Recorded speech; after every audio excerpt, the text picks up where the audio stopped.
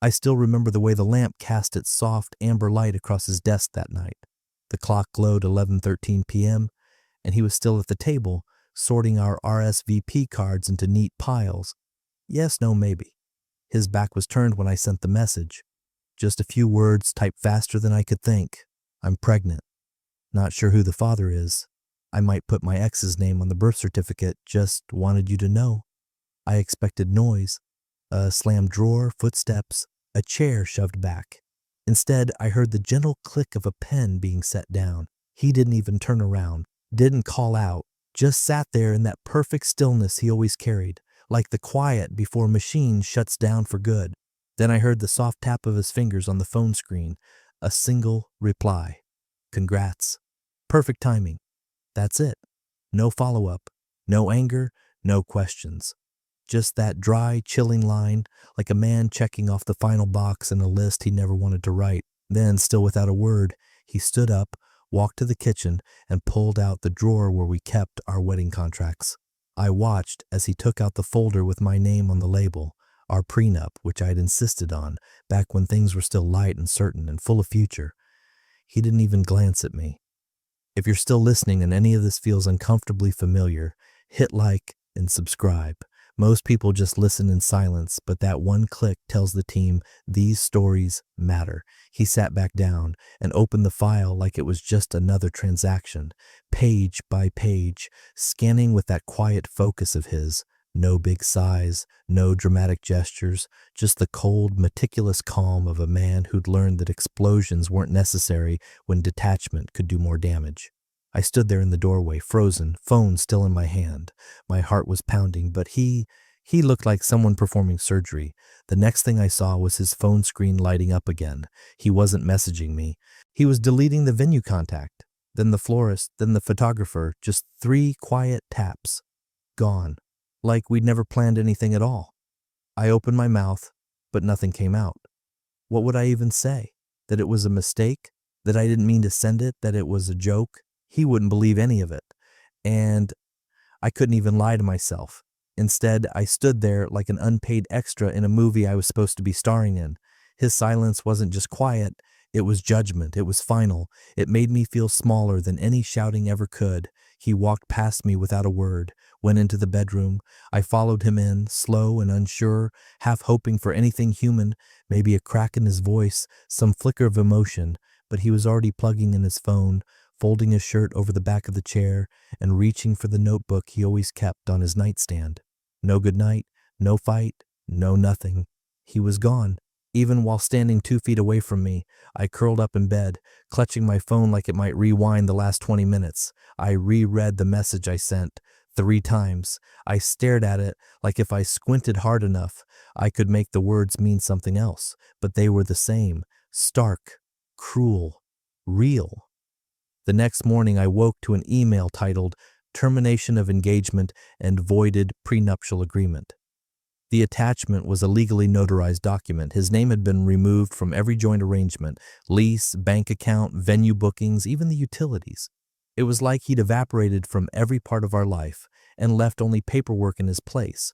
I called, straight to voicemail. I texted, "Wait, can we talk?" Nothing. I sat there in my robe, hair still tangled from sleep, heart pounding in my throat as the realization washed over me. This wasn't a tantrum. He wasn't trying to get a reaction. He wasn't hurting to get even. He was simply done. And when I checked the location of that notarization, he'd done it overnight, right after I hit send. That's when the dread crept in. He wasn't spiraling, he was planning, and he had somewhere to be. The subject line hit me before the caffeine could. I blinked at the screen, my fingers still cold around the coffee mug.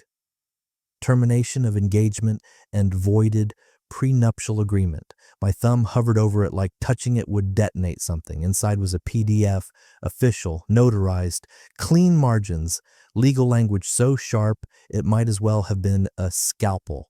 His signature at the bottom in that unmistakable, exact handwriting of his, like he carved every letter instead of writing it.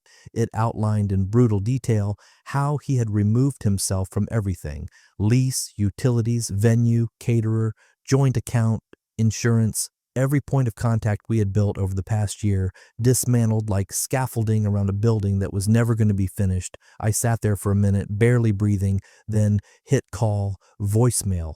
I tried again. Nothing. Texted, "Wait, can we talk?"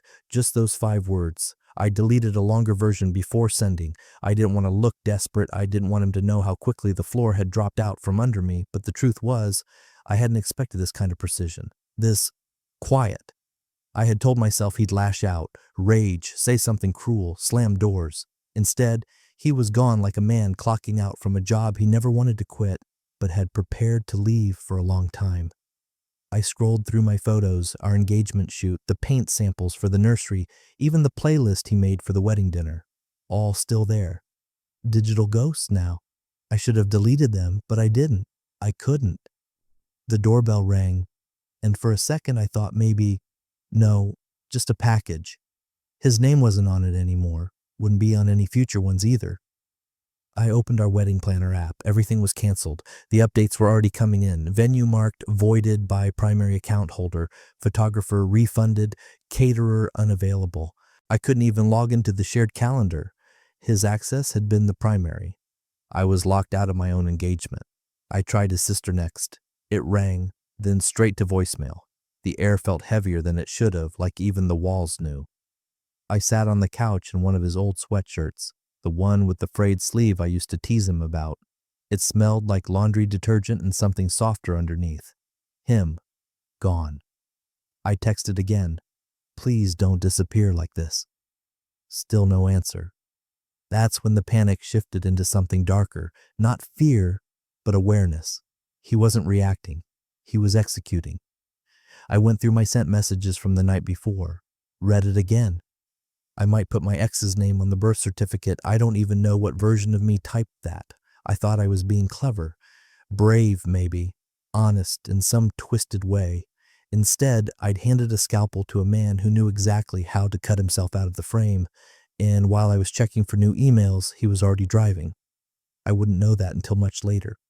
But while I was spiraling, rewriting drafts of apologies I didn't send, he was in motion.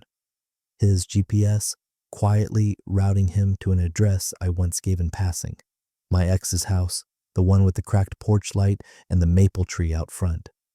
I hadn't seen my ex in weeks, just a few late-night texts, a stupid drink that shouldn't have happened, and one too honest conversation that turned into a regret I hadn't processed yet. I told myself I was confused, that it didn't mean anything, that no one would ever know, but I forgot who I was marrying. He didn't shout, he didn't beg, he just followed the thread and pulled. The house looked just like I remembered from the stories I used to tell. Sloped roof, cracked walkway, a leaning mailbox with peeling black numbers. I could still hear myself years ago, giggling into a glass of wine while I described it to him as where ambition goes to die. I never thought he'd actually stand there. But he did.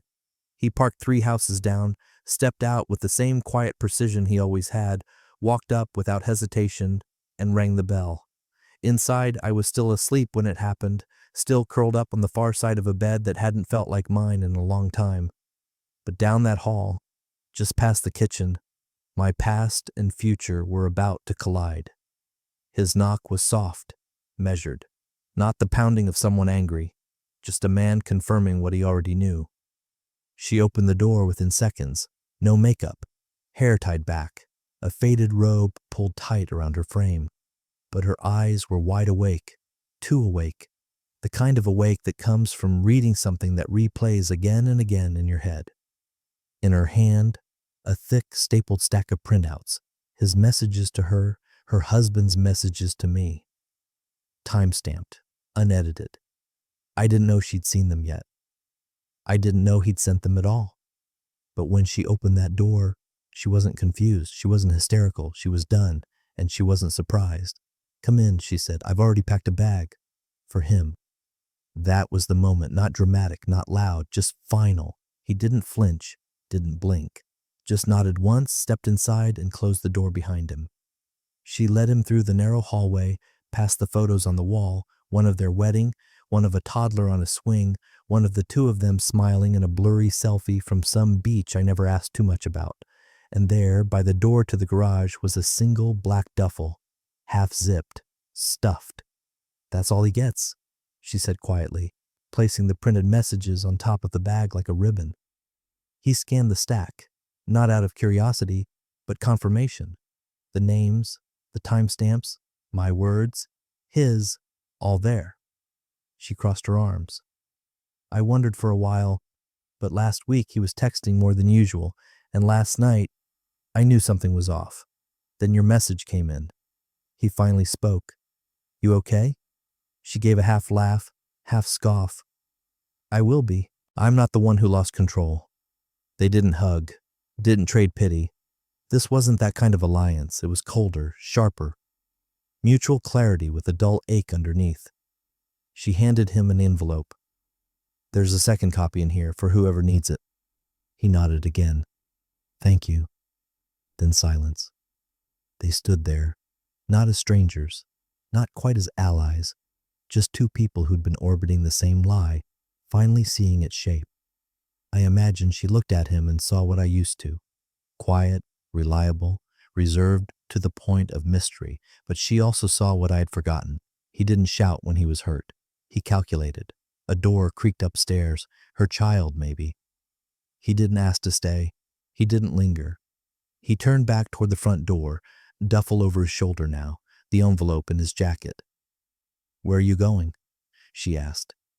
Somewhere with silence, he said. For now. She nodded. Tell her I'm not surprised. I won't tell her anything, he replied, and walked out. She closed the door gently behind him, then locked it.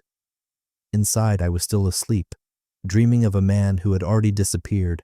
He walked into the house at 6:47 p.m., keys jangling like always, expecting the smell of something on the stove, the sound of cartoons in the background, a soft hey from the kitchen. Instead, nothing. No shoes by the door, no toys, just the strange weight of still air.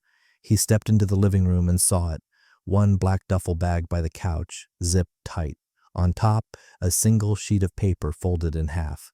His name scrawled across it in his wife's quick, slanted handwriting. He didn't touch it at first, just stood there, staring, willing the room to explain itself. Then he picked it up and read. Your game's caught up. Her fiancé came by. The texts were printed. The bag is packed. Don't come looking for me or for her. He dropped the note, almost reached for his phone, then stopped. Stared at the screen like it was a weapon aimed back at him. He called her once. Straight to voicemail, tried again, still nothing. He checked the bedroom. Empty. The closet, the side where her things used to hang. Bare, her hairbrush gone, her shoes, the toy bear that used to sit on their daughter's pillow. Panic settled in like sweat on his neck. Then he did the one thing he should have known better than to do. He texted me. What the hell did you do? I stared at the screen when it came in, heart skipping once, not from guilt, but from the sheer stupidity of it, of him. I didn't hesitate. You were never supposed to say anything. I could see the typing dots appear, then vanish. He didn't reply again. Of course he didn't. He knew. Deep down, he knew this wasn't just about a broken engagement anymore. It wasn't about love or heartbreak or even betrayal in the emotional sense.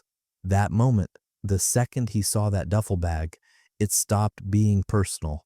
Now it was architectural. Meanwhile, the man I had almost married was already back home, seated at the kitchen table where we once sorted place cards and debated signature cocktails. The lights were low. His laptop was open. Beside it, a locked fireproof box. Inside, our contracts, leases, documents, passwords, insurance policies, all now categorized under a new folder name: Dissolution, Premarital Assets. He moved like someone assembling a kit he'd practiced with for years. No flinching, no doubt. Every click a confirmation, every scanned form a separation. He wasn't building revenge. He was building distance, a firewall. He uploaded a document into a secure legal client portal. A new case ID generated immediately. The header read, Reclassification of Prenuptial Framework, Post-Fraudulent Disclosure. The subcategory, Unilateral Financial Preservation. His hand paused over the mouse only once, not to hesitate but to adjust the angle. His precision was almost ritualistic, like he needed every inch of this to be clean, controlled. I didn't know any of this yet, not at that moment, but I felt it. Felt the cold shift in the air around me as the hours passed and I heard nothing, not from him, not from her, not from anyone, only the faint echo of everything unraveling at once like the slow, wet rip of fabric tearing down the middle. I thought maybe I'd get ahead of it, maybe spin a version, maybe say I was confused, emotional, that it wasn't really cheating, that it wasn't his place to, but it was. It always had been. He'd just waited until I gave him the permission slip to exit, and now he was already drafting notices to remove his name from every remaining tie. Utilities, healthcare proxies, emergency contacts. I was being erased like pencil marks under a hard, deliberate eraser. No shouting, no confrontation, just quiet execution. By the time I realized how fast it was moving, it had already passed the point of appeal. And this wasn't about pain anymore. It was about structure, and he was rebuilding without me. It started with a ping, then another, then 32 more. I was in line at the pharmacy, earbuds in, phone on silent. I didn't hear the flood until I checked my screen. Group chat notifications, Instagram DMs, even a LinkedIn message from someone I hadn't spoken to since college. My stomach dropped before I even opened the first one. The image was grainy, a screenshot, white text on a black background. Just one message, but enough. I might put my ex's name on the birth certificate.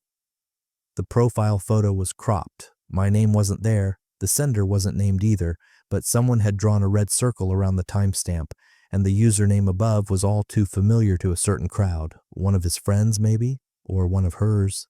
Someone in the periphery who recognized just enough to connect dots and light the fuse. By the time I refreshed Twitter, it had already gained traction. Local thread, forum chatter. Did anyone else go to venue name this year? Drama alert. Is this the guy she left her fiancé for? Wow. Cold. And then, my name. Just once at first, then more. It spread like spilled wine on linen. Slow, then fast, then permanent. I texted him. 3 short words. Please. Make it stop. No reply. I sat in my car, parked awkwardly across 2 lines, trying to remember how to breathe. Called his phone straight to voicemail. Another notification. The wedding venue had refunded our deposit. Not requested, refunded. The email was clinical, detached. Due to reputational concerns affecting our brand image, we are terminating our engagement contract as of today. We wish you both peace.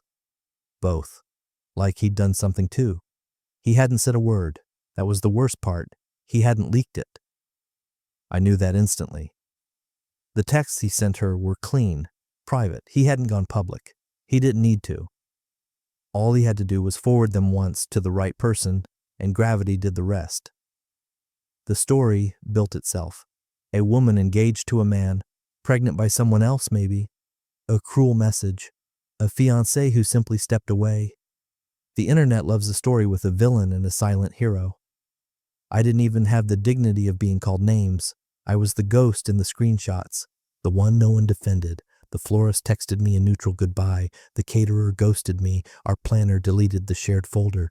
And still, nothing from him. No rage, no posts, just absence. I called my sister. She answered on the 3rd ring.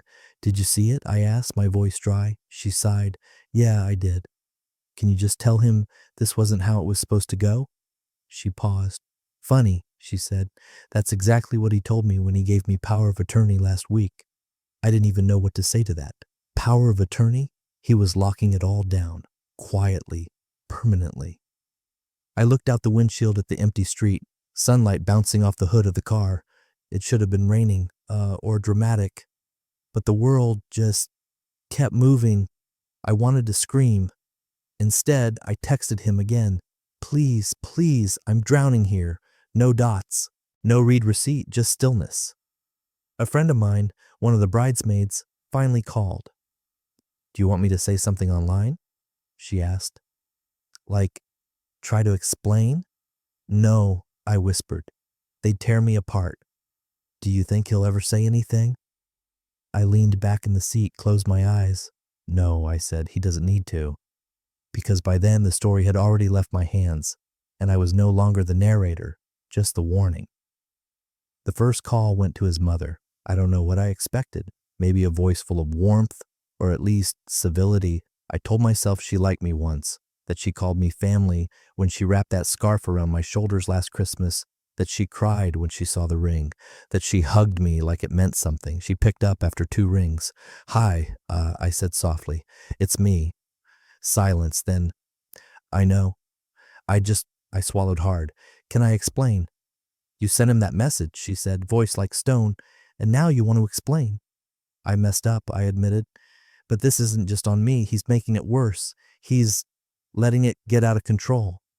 Her voice didn't rise. She didn't curse. That would have been easier. Instead, she said, "You gave him nothing to protect." Click. Call ended. I stared at the screen. 5 seconds later, I tried his sister. Voicemail. Tried again. She picked up, out of breath. "I know you're probably angry," I began. "You think? I made a mistake, okay? But now everything is on fire. Can't he just talk to me? Stop it before it gets worse?" There was a pause. Then her voice came, quiet but razor sharp. "You made your choice. He's just letting you live in it." She hung up. That silence afterward, colder than anything he'd ever said to me. Because that's when I knew it wasn't just him I'd lost. It was all of them. The orbit I'd been pulled into over the past 2 years, family dinners, inside jokes, long weekends, it had collapsed, and I was standing in the ash, holding nothing. I didn't cry. Not then. I just sat on the edge of the bathtub, phone in my hand, the water running pointlessly behind me, steam rising, my face pale in the mirror, lips parted like I might say something to myself. But no words came. At 3:42 p.m., an email arrived from HR. Subject, notice of temporary suspension. Dear name, due to recent public developments involving online reputational concerns and potential violations of our ethics clause relating to defamation and personal misconduct, your contract is hereby suspended pending formal review. We will be in touch regarding next steps. Do not report to the office. I stared at the screen, blinking. I worked in communications. Clean brand image, personal conduct clause. I knew exactly what this meant. It wasn't about guilt. It was about visibility, risk. They weren't taking sides. They were stepping away before the fire spread to them. I scrolled back to the terms of my employment, Section 7C, employee behavior, whether private or public, that compromises the reputation of the organization. That clause I skimmed when I signed, the one I never thought would apply. I threw the phone down, and it skidded across the tile floor. Then I just sat there, listening to the faucet. It had stopped being about love days ago. Now it was about exposure, and I was the contamination they were clearing from the system. I thought about messaging him again, thought about one last appeal, something measured, something remorseful, but what would I even say that hadn't already curdled? And what scared me most was the sudden realization that he didn't even have to do anything anymore. He had said nothing publicly, not one word. And still, the cracks were spiderwebbing through every part of my life. One message, one choice, and now everything was breaking in slow motion. I sank to the floor and shut my eyes. Not to cry, just to brace for what came next. The office was on the 11th floor of a granite building downtown, all brushed steel and frosted glass and quiet hums from printers behind closed doors. I hadn't been there before, but I knew the name, his family's attorney. They handled the prenup, the lease, even helped us draft the early trust documents when we still talked about future children like they were inevitable. I hadn't made an appointment. I didn't care. I stood in the elevator, breathing shallow, fingers trembling around the strap of my purse. My reflection in the mirror panel looked pale, brittle, not like someone crashing a legal office, more like someone trying to find the last open door. The receptionist was young, calm, a headset in one ear, bright nails clicking against a keyboard. She looked up as I walked in.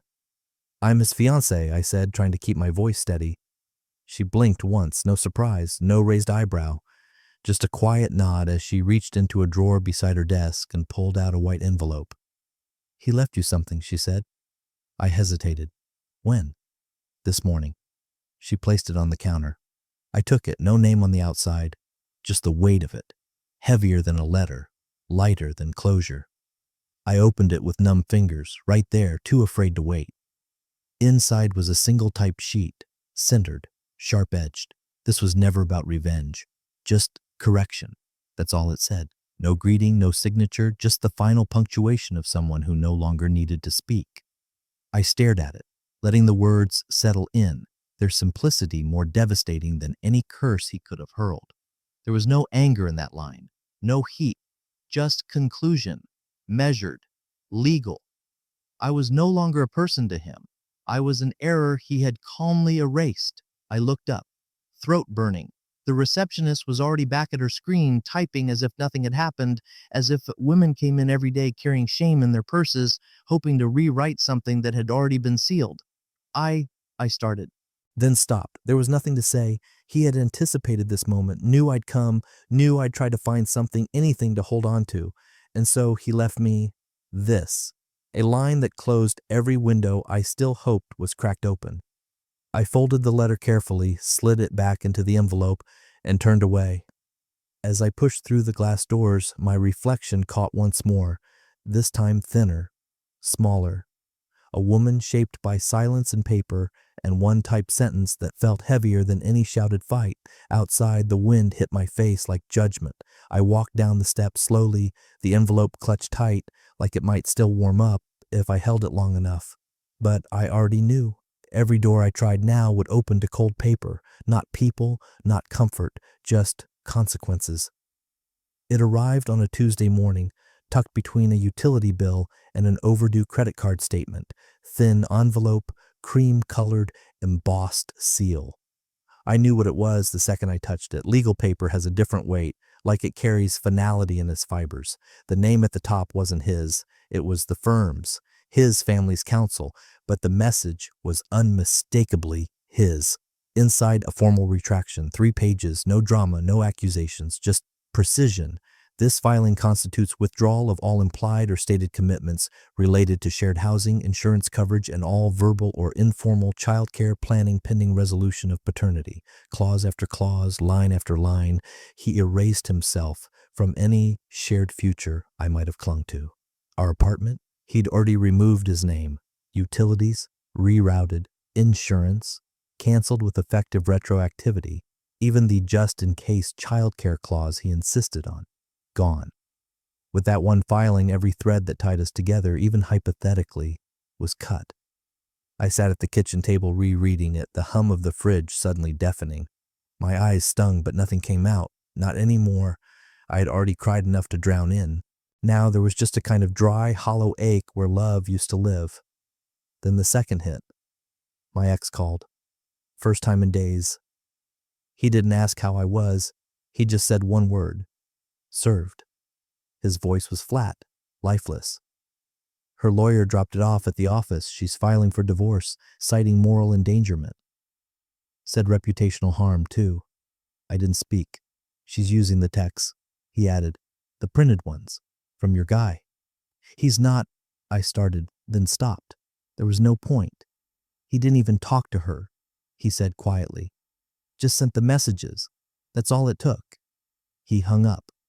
I sat there, the subpoena open in front of me, the phone still warm in my hand. He hadn't even needed to show up. The machine was moving now, slow, methodical, crushing. He'd simply stepped back and let the weight of my own choices do the rest. And what was worse, no one was arguing anymore. No one yelling or begging or threatening, just legal filings, emails, delivered notices, things you sign without speaking.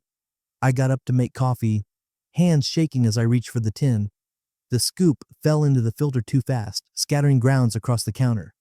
I didn't clean them, just watched them sit there like ash. The silence around me had changed. It used to be awkward. Now it was structured. I checked my inbox, no replies from HR, just a placeholder message, still under review. Friends had gone quiet. Messages stopped coming. My phone was full of unsent drafts.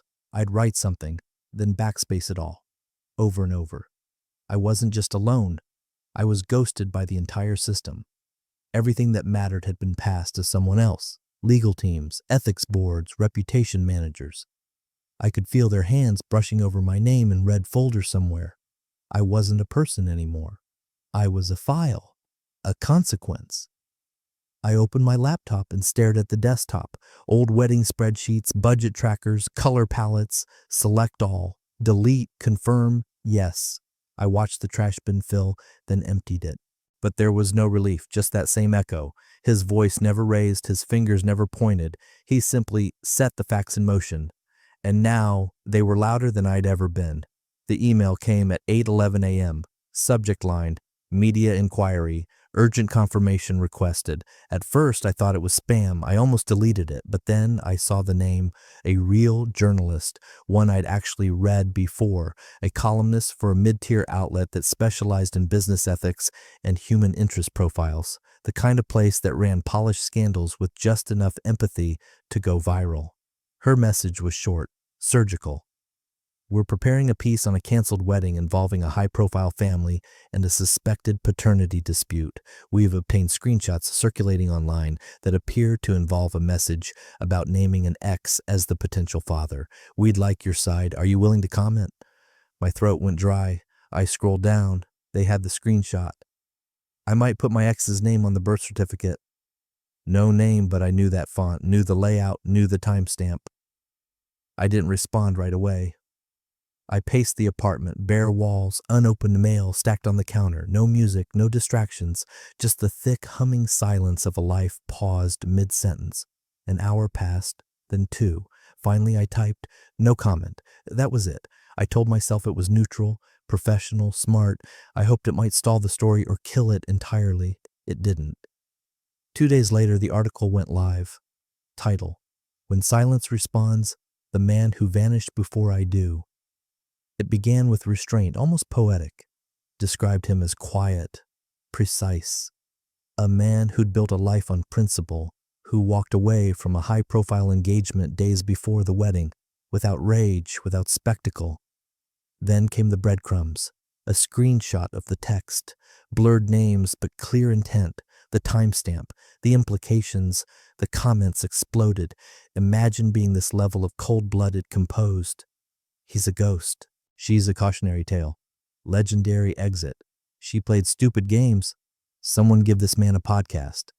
I stopped reading after that, but it didn't matter. I was everywhere and nowhere, in sub-tweets, in stories that didn't name me but made me visible to everyone who'd ever RSVP'd to our wedding. Old coworkers shared it in Slack threads. An acquaintance from college tagged me in a yikes post. Even my aunt texted, asking if I was okay after that article. Meanwhile, he said nothing. Not online, not in response, not even a quiet correction because he didn't need to. His silence had become a message. His absence, a brand. He wasn't angry. He wasn't broken. He was just done. And somehow that was worse than if he'd burned it all down. I was the one people whispered about now. The woman in the screenshot. The ex-fiancé who gambled something solid for something temporary and lost both. He became a case study. People quoted him in threads about composure and self-worth. They speculated about where he was, what he was doing, who he might end up with. No one asked what happened to me because they already decided. I wasn't the protagonist anymore. I was the footnote in his escape story. The text came in just after sunrise. He was walking one of his old routes through the park near the reservoir, where the paths were still damp from last night's rain. He kept his phone on silent now, most of the time. No notifications, no vibrations, just peace. But when he glanced at the screen to check the time, the message was there, waiting. My name, still saved, still whole, but dimmer somehow. Please, just let it go. I've lost everything. No punctuation beyond the ellipsis, like I was still trying to leave something unsaid, still hoping for a flicker of softness, a lifeline. He stood still for a moment under a maple tree whose leaves had just begun to turn, watched the wind lift a few red ones off the branches and scatter them to the ground. The sky above him was pale, stretched thin with morning light. Then, slowly, deliberately, he typed back, "You didn't lose me. You gambled me. That was it. No insult, no rage, just an audit of the truth." Then he tapped the top corner, opened the thread menu, and selected Archive. Gone. Not erased, just done. He slipped the phone back into his jacket pocket, listened to the faint crunch of leaves under his shoes, the birds overhead. A dog barked somewhere across the lake. His breath came out calm and steady, misting slightly in the cold. There had been no grand speech, no final confrontation, just choices, made and met, a slow burn with no flare-up. Back when I sent that first message, I think I expected a storm, screaming, rage, maybe even a last-ditch attempt to fix it, some display of grief I could step into and rewrite the story, but he never gave me that. He gave me nothing, and in that nothing I lost everything, because silence from a man like him wasn't emptiness. It was structure, boundary, end. He rounded the bend in the path, past the bench where we once talked about names for a future child. The seat was empty now, just dew and fallen leaves. He smiled once, small, quiet, not for anyone but himself, and kept walking. No rush, no need to look back. The road ahead didn't need noise, just space.